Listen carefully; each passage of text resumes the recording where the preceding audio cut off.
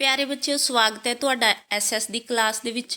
ते जिद्दां तुहानूं पता ही है बेटा कि अपना हुण सैकेंड टर्म दे एग्जाम होने आ ते ओहदे विचों तुहानूं जिहड़ा अद्धा सिलेबस तां फस्ट टर्म दे विच तुसीं कवर कर चुके ते जो रहिंदा पार्ट अपना वो सैकेंड टर्म दे विच आना ते ओहदे विच जिहड़ा 5th नंबर वाला लैसन है भूमि वरतों ते खेतीबाड़ी ओहदे विचों क्वेश्चन आउणगे जिहड़े हैगे आ 2 नंबर दा क्वेश्चन आएगा ओहदे विचों। ਤਾਂ ਇਸ ਕਰਕੇ ਜਿਹੜਾ 2 ਨੰਬਰ ਦਾ ਕੁਐਸਚਨ ਹੈ ਬੇਟਾ ਉਹਦੇ ਵਿੱਚ ਆਪਾਂ ਜਿਹੜੇ ਹੈ 50-60 ਸ਼ਬਦਾਂ ਵਾਲੇ ਕੁਐਸਚਨ ਕਵਰ ਕਰਾਂਗੇ। ਇਹ ਜਿਹੜੇ ਬੇਟਾ ਤੁਹਾਨੂੰ ਪੇਪਰ ਦੇ ਵਿੱਚ ਕੁਐਸਚਨ ਆਣਗੇ ਉਹ ਜਿਹੜਾ ਤੁਹਾਡੀ ਬੁੱਕ ਦੇ ਵਿੱਚ ਲੈਸਨ ਤੋਂ ਬਾਅਦ ਦੇ ਵਿੱਚ ਬੈਕ ਐਕਸਰਸਾਈਜ਼ ਹੈ ਉਹ ਵਾਲੇ ਕੁਐਸਚਨ ਆਣਗੇ ਬੇਟਾ। ਇਹਦੇ ਵਿੱਚ ਦੇਖੋ ਪੁੱਤ ਜਿੱਦਾਂ ਆਪਣਾ ਇੱਕ ਇਹ ਹੈਗਾ ਫਸਟ ਵਾਲਾ ਪਾਰਟ ਹੈ ਜੋ ਭੂਗੋਲ ਦਾ ਉਹਦੇ ਵਿੱਚ ਜਿਹੜਾ ਆਪਾਂ ਇਹ ਪਹਿਲਾਂ ਕਰ ਚੁੱਕੇ ਸੀਗੇ ਫਸਟ ਟਰਮ ਦੇ ਵਿੱਚ ਉਹਦੇ ਵਿੱਚੋਂ ਸਾਨੂੰ 4 ਮਾਰਕਸ ਵਾਲਾ ਇੱਕ ਕੁਐਸਚਨ ਆਏਗਾ। ਤਾਂ ਇਹ ਵਾਲਾ ਲੈਸਨ ਹੈ ਜਿਹੜਾ ਆਪਾਂ ਉਹ ਬਾਅਦ ਦੇ ਵਿੱਚ ਕਰਾਂਗੇ ਕਿਉਂਕਿ ਆਪਾਂ ਪਹਿਲਾਂ ਕਵਰ ਕੀਤਾ ਹੋਇਆ MCQ ਟਾਈਪ ਦੇ ਵਿੱਚ। ਤੇ ਅੱਜ ਵਾਲਾ ਜਿਹੜਾ ਆਪਣਾ ਹੈ ਉਹ ਹੈਗਾ 5th ਚੈਪਟਰ ਭੂਮੀ ਵਰਤੋਂ ਅਤੇ ਖੇਤੀਬਾੜੀ। ਉਹਦੇ ਵਿੱਚੋਂ ਪੁੱਤ ਆਪਾਂ ਨੂੰ ਆਣਗੇ 2 ਨੰਬਰ ਦੇ ਕੁਐਸਚਨ। ਕਿੰਨੇ ਕੁਐਸਚਨ ਆਣਗੇ 2 ਨੰਬਰ ਦਾ ਇੱਕ ਕੁਐਸਚਨ ਆਏਗਾ ਆਪਾਂ ਨੂੰ ਤੇ ਇੱਕ ਕੁਐਸਚਨ ਹੈ ਜਿਹੜਾ ਉਹ ਮੈਪ ਨਾਲ ਰਿਲੇਟਡ ਆਏਗਾ। ਤਾਂ ਅੱਜ ਦੀ ਜਿਹੜੀ ਇਹ ਵੀਡੀਓ ਹੈ ਬੇਟਾ ਉਹ ਜਿਹੜੀ ਆਪਣੀ ਬੁੱਕ ਹੈ SS ਦੀ ਪਹਿਲਾ ਭਾਗ ਉਹਦੇ 5th ਚੈਪਟਰ ਦੇ ਵਿੱਚ ਲਾਸਟ ਤੇ ਜਿਹੜੀ ਨਵਾਂ ਐਡੀਸ਼ਨ ਆ ਉਹਦੇ ਵਿੱਚ ਪੁੱਤ 25 ਕੁਐਸਚਨ ਨੇਗੇ।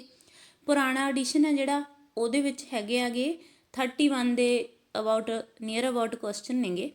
ਤਾਂ ਇਹ ਜਿਹੜੀ ਵੀਡੀਓ ਹੈ ਬੇਟਾ ਇਹਦੇ ਵਿੱਚ ਆਪਾਂ ਜਿਹੜੇ 2 ਮਾਰਕਸ ਦੇ ਕੁਐਸਚਨ ਆਣਗੇ ਤੁਹਾਨੂੰ ਬੈਕ ਐਕਸਰਸਾਈਜ਼ ਦੇ ਵਿੱਚੋਂ ਉਹ ਆਪਾਂ ਇਸ ਵੀਡੀਓ ਦੇ ਵਿੱਚ 25 ਕੁਐਸਚਨ ਆ ਜਿਹੜੇ ਉਹ ਕਵਰ ਕੀਤੇ ਹੋਏ ਆ ਬੇਟਾ।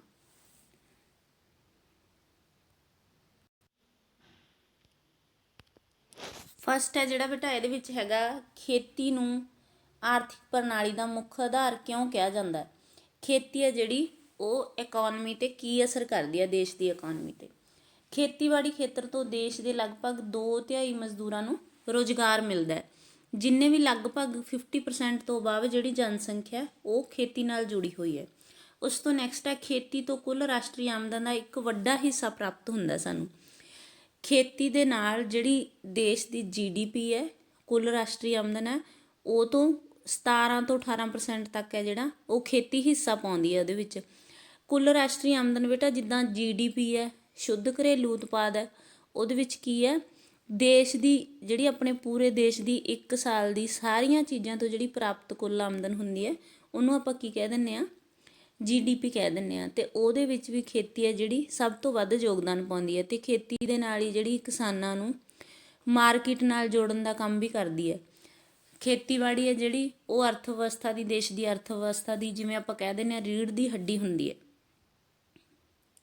ਖੇਤੀ ਖੇਤਰ ਤੋਂ ਉਦਯੋਗਾਂ ਨੂੰ ਕੱਚਾ ਮਾਲ ਪ੍ਰਾਪਤ ਹੁੰਦਾ ਹੈ ਜਿਵੇਂ ਕਾਰਖਾਨਿਆਂ ਦੇ ਵਿੱਚ ਕੱਚਾ ਮਾਲ ਜਾਂਦਾ ਜਿਹੜਾ ਜਿੱਦਾਂ ਬੇਟਾ ਆਪਾਂ ਹੁਣ ਕੋਈ ਫੈਕਟਰੀ ਲੱਗੀ ਹੋਈ ਹੈ ਕੱਪੜਾ ਬਣਾਉਣ ਦੀ ਫੈਕਟਰੀ ਹੈ ਜੇ ਉਸ ਫੈਕਟਰੀ ਦੇ ਵਿੱਚ ਕੱਚਾ ਮਾਲ ਕਪਾਹ ਨਰਮਾ ਵਗੈਰਾ ਨਹੀਂ ਜਾਊਗਾ ਤਾਂ ਉਸ ਤੋਂ ਅੱਗੇ ਜਿਹੜਾ ਮਟੀਰੀਅਲ ਆ ਉਹ ਕਿਸੇ ਵੀ ਤਰ੍ਹਾਂ ਦਾ ਨਹੀਂ ਤਿਆਰ ਹੁੰਦਾ। ਕੋਈ ਫਰਨੀਚਰ ਦਾ ਸਮਾਨ ਬਣਾਉਣਾ ਕੋਈ ਵੀ ਹੈ ਜ਼ਿਆਦਾਤਰ ਕੀ ਹੈ ਕਾਰਖਾਨਿਆਂ ਦੇ ਵਿੱਚ ਜਿਹੜੀ ਉਦਯੋਗਾਂ ਦੇ ਵਿੱਚ ਕੱਚਾ ਮਾਲ ਮਿਲਦਾ ਉਹ ਖੇਤੀ ਤੋਂ ਹੀ ਮਿਲਦਾ।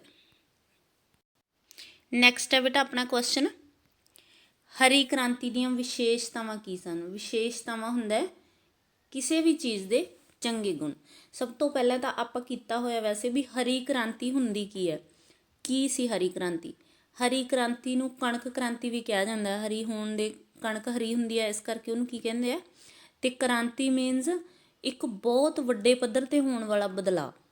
ਤੇ ਹਰੀ ਕ੍ਰਾਂਤੀ ਕੀ ਸੀ ਇੱਕ ਖੇਤੀ ਸੁਧਾਰ ਸੀਗਾ ਜਿਹਨੇ 1960 ਦੇ ਵਿੱਚ ਫਸਲਾਂ ਦੀ ਪੈਦਾਵਾਰ ਨੂੰ ਕਾਫੀ ਜ਼ਿਆਦਾ ਵਾਧਾ ਕੀਤਾ ਸੀ ਫਸਲਾਂ ਦੀ ਪੈਦਾਵਾਰ ਦੇ ਵਿੱਚ। ਤੇ ਇਹਦੇ ਵਿੱਚ ਫਸਲਾਂ ਦੀ ਪੈਦਾਵਾਰ ਨੂੰ ਵਧਾਉਣ ਦੇ ਲਈ ਵਧੀਆ ਤੇ ਕੱਚੇ ਮਾਲ ਦੇ ਨਾਲ ਨਾਲ ਨਵੀਆਂ ਤਕਨੀਕਾਂ ਅਪਣਾਈਆਂ ਗਈਆਂ ਸੀ ਜਿਵੇਂ ਵਧੀਆ ਬੀਜ ਖਾਦਾਂ ਸਪਰੇਹਾਂ ਇੱਦਾਂ ਦੀਆਂ ਚੀਜ਼ਾਂ ਸੀ ਜਿਹੜੇ ਉਹ ਸਾਰੀਆਂ ਅਪਣਾਈਆਂ ਗਈਆਂ ਸੀ। ਤੇ ਅਮਰੀਕਾ ਦੇ ਇੱਕ ਵਿਗਿਆਨੀ ਸੀਗੇ ਡਾਕਟਰ ਨਾਰਮਨ ਵਰਲੌਗ ਉਹਨਾਂ ਨੂੰ ਇਹਦੀ ਸ਼ੁਰੂਆਤ ਦਾ ਸਿਹਰਾ ਉਹਨਾਂ ਨੂੰ ਦਿੱਤਾ ਜਾਂਦਾ। ਉਹਨਾਂ ਨੇ ਕੀ ਕੀਤਾ ਸੀ ਕਣਕ ਦੀਆਂ ਸੀ ਜਿਹੜੀਆਂ ਨਵੀਂ ਉਪਜ ਵਾਲੀਆਂ ਕਿਸਮਾਂ ਨੂੰ ਕਾਫੀ ਜ਼ਿਆਦਾ ਵਿਕਸਿਤ ਕੀਤਾ ਸੀ। ਤੇ 1960 ਦੇ ਦਹਾਕਾ ਸੀ ਜਦੋਂ ਤੇ ਉਦੋਂ ਭਾਰਤ ਦੇ ਵਿੱਚ ਅਕਾਲ ਵਰਗੀ ਸਥਿਤੀ ਸੀ। ਪਹਿਲਾਂ ਕਣਕ ਦੀ ਪੈਦਾਵਾਰ ਸੀ ਜਿਹੜੀ ਕਾਫੀ ਜ਼ਿਆਦਾ ਨਹੀਂ ਸੀ ਹੁੰਦੀ ਤੇ ਪਰ ਹਰੀ ਕ੍ਰਾਂਤੀ ਤੋਂ ਬਾਅਦ ਦੇ ਵਿੱਚ ਇਹ ਕਣਕ ਸੀ ਜਿਹੜੀ ਉਹ ਭਾਰਤ ਸੀ ਨਿਰਯਾਤ ਕਰਨ ਵਾਲਾ ਦੇਸ਼ ਬਣ ਗਿਆ ਸੀ। ਉਹ ਤੋਂ ਬਾਅਦ ਭਾਰਤ ਸੀ ਜਿਹੜਾ ਕਣਕ ਦੂਜੇ ਦੇਸ਼ਾਂ ਨੂੰ ਵੀ ਦੇਣ ਲੱਗ ਗਿਆ ਸੀ। ਤਾਂ ਆਪਾਂ ਇੱਥੇ ਕਰਨਾ ਕੁਐਸਚਨ ਵੀ ਹਰੀ ਕ੍ਰਾਂਤੀ ਦੀਆਂ ਵਿਸ਼ੇਸ਼ਤਾਵਾਂ ਕੀ ਸੀ। ਜਦੋਂ ਬੇਟਾ ਹਰੀ ਕ੍ਰਾਂਤੀ ਦੀ ਸ਼ੁਰੂਆਤ ਹੋਈ ਸੀ ਉਹਦੇ ਨਾਲ ਕੀ ਕੀਤਾ ਸੀ, ਨਵੀਆਂ ਤਕਨੀਕਾਂ ਸੀ ਜਿਹੜੀਆਂ ਫਸਲ ਬੀਜਣ ਦੀਆਂ ਜਾਂ ਨਵੇਂ ਬੀਜ ਵਗੈਰਾ ਸੀ ਉਹਨਾਂ ਦੀ ਖੇਤੀ ਕਰਨ ਦੇ ਉੱਪਰ ਜ਼ੋਰ ਦਿੱਤਾ ਗਿਆ ਸੀ। ਬੀਜ ਸੀ ਜਿਹੜੇ ਵਧੀਆ ਕਿਸਮ ਦੇ, ਰਸਾਇਣਕ ਖਾਦਾਂ ਦੀ ਵਰਤੋਂ ਕਰਕੇ ਕੀ ਕੀਤਾ ਜਾਂਦਾ ਸੀ, ਖੇਤੀ ਦੇ ਉਤਪਾਦਨ ਪੈਦਾਵਾਰ ਦੇ ਵਿੱਚ ਵਾਧਾ ਕੀਤਾ ਜਾਂਦਾ ਸੀ। ਸਿੰਚਾਈ ਦੇ ਸਾਧਨਾਂ ਦੀ ਵਧੀਆ ਤਰੀਕੇ ਦੇ ਨਾਲ ਵਰਤੋਂ ਕੀਤੀ ਗਈ ਸੀ। ਜਿਹੜਾ ਪੁੱਤ 2 ਨੰਬਰ ਦਾ ਕੁਐਸਚਨ ਆਏਗਾ ਉਹਦੇ ਵਿੱਚ ਤੁਹਾਡੇ ਲਈ ਜਿਹੜੇ 3 ਪੁਆਇੰਟ ਆ ਉਹ ਸਫੀਸ਼ੈਂਟ ਨੇ। ਉਸ ਤੋਂ ਨੈਕਸਟ ਕੁਐਸਚਨ ਹੈ ਬੇਟਾ, ਖੇਤੀ ਖੇਤਰ ਦੇ ਵਿੱਚ ਕਿਹੜੀਆਂ-ਕਿਹੜੀਆਂ ਚੀਜ਼ਾਂ ਸ਼ਾਮਲ ਹੁੰਦੀਆਂ ਹਨ। ਖੇਤੀ ਖੇਤਰ ਦੇ ਵਿੱਚ ਕੀ ਸ਼ਾਮਲ ਹੁੰਦਾ, ਅਨਾਜ ਫਸਲਾਂ ਹੋ ਗਈਆਂ ਜਿੱਦਾਂ ਕਣਕ ਚੌਲ ਹੋ ਗਏ, ਵਪਾਰਕ ਫਸਲਾਂ ਜਿਨ੍ਹਾਂ ਤੋਂ ਸਾਨੂੰ ਮਾਰਕੀਟ ਦੇ ਵਿੱਚ ਵੇਚ ਕੇ ਬੈਨੀਫਿਟ ਮਿਲਦਾ, ਪਸ਼ੂ ਪਾਲਣਾ ਵੀ ਖੇਤੀ ਦੇ ਵਿੱਚ ਆ ਜਾਂਦਾ, ਬਾਗਬਾਨੀ ਤੇ ਜੰਗਲ ਲਗਾਉਣਾ, ਇਹ ਕੀ ਆ ਗਿਆ, ਖੇਤੀ ਖੇਤਰ ਦੇ ਵਿੱਚ ਸ਼ਾਮਲ ਹੁੰਦਾ। ਨੈਕਸਟ ਕੁਐਸਚਨ ਹੈ ਬੇਟਾ, ਦੁਧਾਰੂ ਪਸ਼ੂ ਤੇ ਭਾਰਵਾਹਕ ਪਸ਼ੂਆਂ ਦੇ ਵਿੱਚ ਕੀ ਅੰਤਰ। ਦੁਧਾਰੂ ਪਸ਼ੂ ਕਿਹੜੇ ਹੁੰਦੇ ਨੇ, ਜਿਹੜੇ ਸਾਨੂੰ ਦੁੱਧ ਦਿੰਦੇ ਨੇ, ਜਿਨ੍ਹਾਂ ਤੋਂ ਸਾਨੂੰ ਦੁੱਧ ਮਿਲਦਾ ਹੈ, ਜਿਸ ਤਰ੍ਹਾਂ ਗਾਂ, ਮੱਝ ਆਦਿ। ਦੂਸਰੀ ਸਾਈਡ ਆ ਭਾਰਵਾਹਕ ਪਸ਼ੂ ਕਿਹੜੇ ਹੁੰਦੇ ਨੇ ਪੁੱਤ, ਜਿਹੜੇ ਭਾਰ ਢੋਣ ਦੇ ਕੰਮ ਆਉਂਦੇ ਨੇ, ਜਿਵੇਂ ਆਵਾਜਾਈ ਦੇ ਕੰਮ ਆ ਜਾਂਦੇ ਨੇ, ਖੇਤਾਂ ਵਿੱਚ ਕੰਮ ਕਰਨ ਦੇ ਵਿੱਚ ਕਿਸਾਨਾਂ ਦੀ ਸਹਾਇਤਾ ਕਰਦੇ ਨੇ, ਜਿਸ ਤਰ੍ਹਾਂ ਬਲਦ ਹੋ ਗਿਆ ਜਾਂ ਕੋਈ ਵੀ ਬੈਲ ਗੱਡੀ ਹੈ, ਦੂਸਰੀ ਹੋ ਗਈ ਖੱਚਰ ਰੇੜਾ ਹੋ ਗਿਆ, ਜਾਂ ਊਠ ਦੇ ਪਿੱਛੇ ਰੇੜੀ ਪਾ ਕੇ ਉਹਦੇ 'ਤੇ ਵੀ ਭਾਰ ਢੋਇਆ ਜਾਂਦਾ, ਉਹ ਸਾਰੇ ਕੀ ਆ ਜਾਂਦੇ ਨੇ, ਭਾਰਵਾਹਕ ਪਸ਼ੂ ਆ ਜਾਂਦੇ ਨੇ। ਨੈਕਸਟ ਕੁਐਸਚਨ ਹੈ ਪੁੱਤ, ਚਾਲੂ ਸੰਨਵੀਂ ਜ਼ਮੀਨ ਤੇ ਪੁਰਾਣੀ ਸੰਨਵੀਂ ਜ਼ਮੀਨ ਦੇ ਵਿੱਚ ਕੀ ਅੰਤਰ ਹੈ। ਸੰਨਵੀਂ ਜ਼ਮੀਨ ਉਹ ਹੁੰਦੀ ਆ ਪੁੱਤ ਜਿਹਨੂੰ ਆਪਾਂ ਕੁਝ ਸਮੇਂ ਲਈ ਖਾਲੀ ਛੱਡ ਦਿੰਦੇ ਹਾਂ ਅਤੇ ਫਿਰ ਉਹਦੇ ਉੱਪਰ ਖੇਤੀ ਕੀਤੀ ਜਾਂਦੀ ਹੈ। ਅਤੇ ਚਾਲੂ ਸੰਨਵੀਂ ਜ਼ਮੀਨ ਕਿਹੜੀ ਹੁੰਦੀ ਹੈ, ਅਜਿਹੀ ਜ਼ਮੀਨ ਜਿਹੜੀ 1 ਸਾਲ ਤੱਕ ਖਾਲੀ ਛੱਡੀ ਜਾਂਦੀ ਹੈ ਅਤੇ ਉਸ ਤੋਂ ਬਾਅਦ ਉਹਦੇ ਉੱਪਰ ਕੋਈ ਨਾ ਕੋਈ ਫਸਲ ਬੀਜ ਦਿੱਤੀ ਜਾਂਦੀ ਹੈ, ਉਹਨੂੰ ਚਾਲੂ ਸੰਨਵੀਂ ਜ਼ਮੀਨ ਕਿਹਾ ਜਾਂਦਾ ਹੈ। ਅਤੇ ਜਿਹੜੀ ਜ਼ਮੀਨ 1 ਜਾਂ ਵੱਧ ਸਾਲਾਂ ਤੱਕ ਖਾਲੀ ਪਈ ਰਹਿੰਦੀ ਹੈ ਉਹਨੂੰ ਕੀ ਕਹਿੰਦੇ ਨੇ, ਪੁਰਾਣੀ ਸੰਨਵੀਂ ਜ਼ਮੀਨ। ਨੈਕਸਟ ਆ ਪੁੱਤ, ਕਣਕ ਦੀ ਫਸਲ ਪੈਦਾ ਕਰਨ ਦੇ ਲਈ ਢੁੱਕਵੀਆਂ ਜਲਵਾਯੂ ਹਾਲਤਾਂ ਦਾ ਵਰਣਨ ਕਰੋ। ਜਦੋਂ ਅਸੀਂ ਕਣਕ ਬੀਜਣੀ ਹੁੰਦੀ ਆ ਤਾਂ ਮੌਸਮ ਹੈ ਜਿਹੜਾ ਉਹ ਕਿੱਦਾਂ ਦਾ ਹੋਣਾ ਚਾਹੀਦਾ, ਜਲਵਾਯੂ ਕਿੱਦਾਂ ਦਾ ਹੋਣਾ ਚਾਹੀਦਾ। ਕਣਕ ਬੀਜਣ ਦੇ ਸਮੇਂ ਜਿਹੜੀ ਜਲਵਾਯੂ ਆ ਉਹ ਠੰਡੀ ਹੋਣੀ ਚਾਹੀਦੀ ਹੈ, ਮੌਸਮ ਠੰਡਾ ਹੋਣਾ ਚਾਹੀਦਾ ਅਤੇ ਸਿੱਲਾ ਹੋਣਾ ਚਾਹੀਦਾ। ਜਿੱਦਾਂ ਆਪਾਂ ਦੇਖਦੇ ਹਾਂ ਕਿ ਨਵੰਬਰ ਦੇ ਮਹੀਨੇ ਵਿੱਚ ਜ਼ਿਆਦਾਤਰ ਕਣਕ ਦੀ ਜਿਹੜੀ ਫਸਲ ਹੈ ਉਹ ਬੀਜੀ ਜਾਂਦੀ ਹੈ, ਅਤੇ ਪੱਕਣ ਸਮੇਂ ਗਰਮ ਅਤੇ ਖੁਸ਼ਕ ਹੋਣੀ ਚਾਹੀਦੀ ਹੈ। ਜਦੋਂ ਅਸੀਂ ਉਹਦੀ ਕਟਾਈ ਕਰਦੇ ਹਾਂ, ਕਣਕ ਪੱਕੀ ਹੁੰਦੀ ਹੈ ਤਾਂ ਉਦੋਂ ਅਪ੍ਰੈਲ ਦਾ ਮੌਸਮ ਹੁੰਦਾ, ਉਦੋਂ ਮੌਸਮ ਕੀ ਹੁੰਦਾ, ਗਰਮ ਹੁੰਦਾ ਅਤੇ ਅਪ੍ਰੈਲ ਦੇ ਮਹੀਨੇ ਵਿੱਚ, ਅਤੇ ਮੌਸਮ ਖੁਸ਼ਕ ਹੁੰਦਾ। ਵਰਖਾ ਜਿਹੜੀ ਨਾਰਮਲ 50 ਤੋਂ 75 ਸੈਂਟੀਮੀਟਰ ਤੱਕ ਹੋਣੀ ਚਾਹੀਦੀ ਹੈ। ਭੂਮੀ ਪੱਧਰੀ ਹੋਣੀ ਚਾਹੀਦੀ ਹੈ, ਜੇਕਰ ਭੂਮੀ ਪੱਧਰੀ ਹੋਊਗੀ ਤਾਂ ਹੀ ਕਣਕ ਦੀ ਖੇਤੀ ਹੈ ਜਿਹੜੀ ਉੱਥੇ ਵਧੀਆ ਤਰੀਕੇ ਨਾਲ ਹੋਊਗੀ।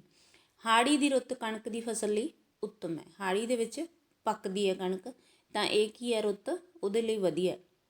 ਨੈਕਸਟ ਆ ਪੁੱਤ, ਝੋਨਾ ਪੈਦਾ ਕਰਨ ਵਾਲੇ ਖੇਤਰ ਨੇ ਕਿਹੜੇ ਕਿਹੜੇ ਨੇ। ਇੱਥੇ ਪੁੱਤ ਆਪਾਂ ਨੂੰ ਰਾਜ ਨਹੀਂ ਪੁੱਛਿਆ ਗਿਆ, ਉਹਨਾਂ ਨੇ ਖੇਤਰ ਪੁੱਛਿਆ। ਦੇਸ਼ ਦੇ ਪੂਰਬੀ ਤੇ ਪੱਛਮੀ ਤੱਟੀ ਮੈਦਾਨ, ਜਿੱਦਾਂ ਆਪਣਾ ਮੈਪ ਹੈ, ਇੱਧਰਲੀ ਸਾਈਡ ਪੂਰਬੀ ਤੱਟ ਦੇ ਮੈਦਾਨ ਨੇ, ਇੱਧਰ ਕੀ ਹੈ ਬੇਟਾ, ਪੱਛਮੀ ਤੱਟ ਦੇ ਮੈਦਾਨ ਨੇ। ਉਸ ਤੋਂ ਨੈਕਸਟ ਆਪਣੇ ਡੈਲਟਾ ਖੇਤਰ, ਡੈਲਟਾ ਜਿਹੜੇ ਨਦੀਆਂ ਦੇ ਨਾਲ ਨਾਲ ਮੂੰਹ ਦੇ ਅੱਗੇ ਡੈਲਟਾ ਖੇਤਰ, ਉੱਥੇ ਚਾਵਲ ਦੀ ਖੇਤੀ ਹੁੰਦੀ ਹੈ।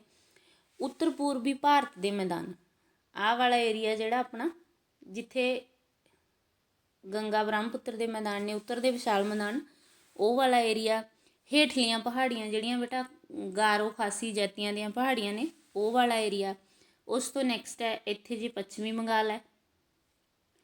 ਉਸ ਤੋਂ ਨੈਕਸਟ ਹੈ ਪੁੱਤ ਬਿਹਾਰ, ਫਿਰ ਪੂਰਬੀ ਉੱਤਰ ਪ੍ਰਦੇਸ਼, ਇਸ ਸਾਈਡ ਵਾਲਾ ਪਾਸਾ, ਪੂਰਬੀ ਮੱਧ ਪ੍ਰਦੇਸ਼, ਛੱਤੀਸਗੜ੍ਹ, ਉੱਤਰੀ ਆਂਧਰਾ ਪ੍ਰਦੇਸ਼ ਅਤੇ ਉਸ ਤੋਂ ਨਾਲ ਅੱਗੇ ਉੜੀਸਾ।